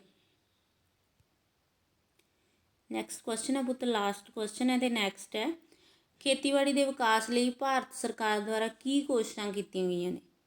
ਪਹਿਲਾਂ ਕੀ ਹੈ, ਅੰਗਰੇਜ਼ਾਂ ਦੇ ਟਾਈਮ, ਉਸ ਤੋਂ ਬਾਅਦ ਜ਼ਿਮੀਂਦਾਰੀ ਪ੍ਰਥਾ ਚੱਲਦੀ ਹੁੰਦੀ ਸੀ। ਜ਼ਿਮੀਂਦਾਰਾਂ ਨੂੰ ਸੌਂਪੇ ਜਾਂਦੇ ਸੀ ਖੇਤ ਅਤੇ ਉਹ ਅੱਗੇ ਫਿਰ ਠੇਕੇ 'ਤੇ ਦਿੰਦੇ ਸੀ।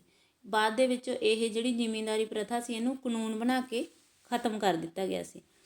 ਚੱਕਬੰਦੀ ਲਾਗੂ ਕਰਤੀ ਸੀ ਅਤੇ ਜ਼ਿਆਦਾਤਰ ਖੇਤਰਾਂ ਦੇ ਵਿੱਚ ਜਿਹੜੀ ਜ਼ਮੀਨ ਦੂਰ ਦੂਰ ਤੱਕ ਬਿਖਰੀ ਹੋਈ ਸੀ ਉਹਨਾਂ ਨੂੰ ਵੱਡੇ ਵੱਡੇ ਖੇਤਾਂ ਦੇ ਆਕਾਰ ਦੇ ਵਿੱਚ ਬਦਲ ਦਿੱਤਾ ਗਿਆ ਸੀ। ਸਿੰਚਾਈ ਦੇ ਵਿੱਚ ਕਾਫੀ ਉੱਨਤੀ ਹੋਈ ਹੈ। ਖੇਤੀ ਦੇ ਵਿਕਾਸ ਨੂੰ ਵਧਾਉਣ ਲਈ ਹਰੇਕ ਜ਼ਿਲ੍ਹੇ ਦੇ ਵਿੱਚ ਲੀਡ ਬੈਂਕ ਖੋਲ੍ਹੇ ਗਏ ਨੇ। ਹੋਰ ਵੀ ਕਈ ਤਰ੍ਹਾਂ ਦੇ ਬੈਂਕ ਖੋਲ੍ਹੇ ਗਏ ਨੇ ਜਿਹੜੇ ਖੇਤੀ ਖੇਤਰ ਦੇ ਲੋਕਾਂ ਨੂੰ ਕਰਜ਼ਾ ਦਿੰਦੇ ਨੇ। ਇਹ ਸੀ ਬੇਟਾ ਆਪਣਾ ਅੱਜ ਦਾ ਜਿਹੜਾ ਟੌਪਿਕ। ਇਹਦੇ ਵਿੱਚ 25 ਕੁਐਸਚਨ ਸੀਗੇ ਅਤੇ ਇਹਨਾਂ ਨੂੰ ਤੁਸੀਂ ਜ਼ਰੂਰੀ ਨਹੀਂ ਹੈਗੇ ਇੱਕ ਦਿਨ ਦੇ ਵਿੱਚ ਕਵਰ ਕਰਨਾ ਹੈ। 10 ਕੁਐਸਚਨ ਤੁਸੀਂ ਇੱਕ ਦਿਨ ਕਰ ਲਓ, 10 ਇੱਕ ਦਿਨ ਕਰ ਲਓ, ਜਾਂ 8-8 ਕਰਕੇ ਤੁਸੀਂ 3 ਦਿਨ ਦੇ ਵਿੱਚ ਇੱਕ ਚੈਪਟਰ ਹੈ ਜਿਹੜਾ ਕੰਪਲੀਟ ਕਰ ਸਕਦੇ ਹੋ। ਇਹ ਤਾਂ ਪੁੱਤ ਆਪਣਾ ਅੱਜ ਦਾ ਜਿਹੜਾ ਟੌਪਿਕ ਸੀਗਾ ਉਹ ਕੰਪਲੀਟ ਹੋ ਗਿਆ ਅਤੇ ਇਸ ਤੋਂ ਬਾਅਦ ਨਵਾਂ ਜਿਹੜਾ ਚੈਪਟਰ ਲੈ ਕੇ ਫਿਰ ਤੁਹਾਨੂੰ ਸਾਰੇ ਉਹਦੇ ਫਿਰ ਕੁਐਸਚਨ ਆਨਸਰ ਕਰਵਾ ਦਿੱਤੇ ਜਾਣਗੇ। ਤੁਸੀਂ ਇਹਨੂੰ ਡਾਊਨਲੋਡ ਕਰਕੇ ਵੀ ਰੱਖ ਸਕਦੇ ਹੋ ਅਤੇ ਤੁਸੀਂ ਇਹਨੂੰ ਨੋਟ ਵੀ ਕਰ ਸਕਦੇ ਹੋ ਨੋਟਬੁੱਕਸ ਦੇ ਉੱਪਰ। ਤਾਂ ਫਿਰ ਤੁਹਾਨੂੰ ਐਗਜ਼ਾਮ ਦੇ ਵਿੱਚ, ਕਿਉਂਕਿ ਐਗਜ਼ਾਮ ਸਬਜੈਕਟਿਵ ਟਾਈਪ ਹੈ ਅਤੇ ਤੁਹਾਨੂੰ ਯਾਦ ਵੀ ਕਰਨਾ ਪਵੇਗਾ, ਅਤੇ ਇਹਨੂੰ ਆਪਣੀਆਂ ਨੋਟਬੁੱਕਸ ਦੇ ਉੱਪਰ ਨੋਟ ਕਰ ਲਓ। ਧੰਨਵਾਦ।